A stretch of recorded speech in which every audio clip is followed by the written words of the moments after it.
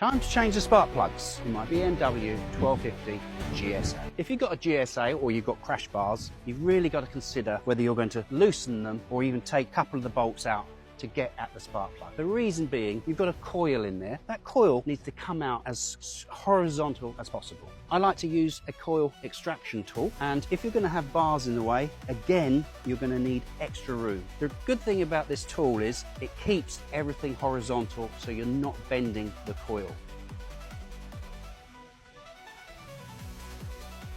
Remove these two and loosen the top one, and we should be good to go.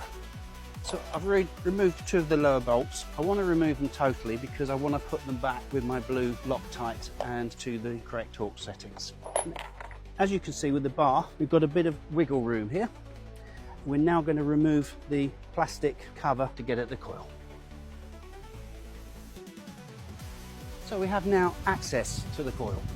If you want to protect the cable, we can release the grey clip, pull off, and then just place it up out of the way. Now we can use the coil removing tool. It should just slip on there. This is where we can now give ourselves a bit of room, and we can pull the coil out carefully and horizontally. Just like that. So, perfect time to give everything a bit of a clean before you take the spark plug out. What we don't want is any dust or debris getting into the cylinder head.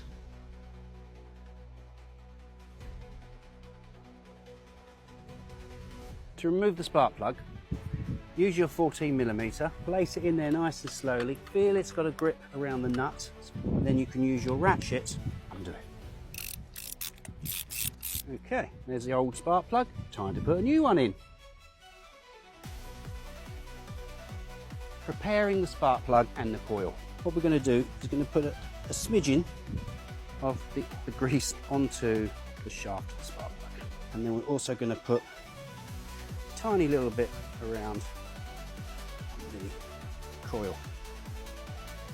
This reduces corrosion and it also makes a good connection. The correct clearance, if you are checking it, should be 8mm to 10mm. This is a brand new plug and I have checked it and everything's perfect.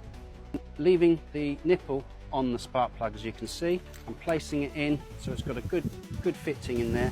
And then I'm going to slowly feed it into the cylinder head and feel it with my hands just to make sure that that thread is going in nice. Spark plug is hand tight. I have my torque wrench set at 12 Newton meters. Now it's time to tighten it up until you hear that little click. That's it. Spark plug ready, coil to be fitted.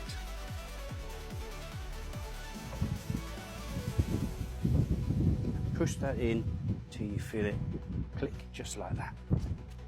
So replace the cable and make sure you get it all the way down to the bottom before you put the locking section back in. And then the rubber bung which goes here, make sure that's in there for the cable. It's easy to put it on cable first, stick it back in, and then make sure that's fed in there so it's not going to get caught. Time to fit the plastic housing, but what I'm going to do is put some blue Loctite on the screw before we put it in. Last thing, refit the bolts for the crash bar, and to remember to tighten the third bolt up at the top there. Again, I'm going to use my blue. The reason I use blue because the red is a lot stronger and could cause you problems. Blue's the medium.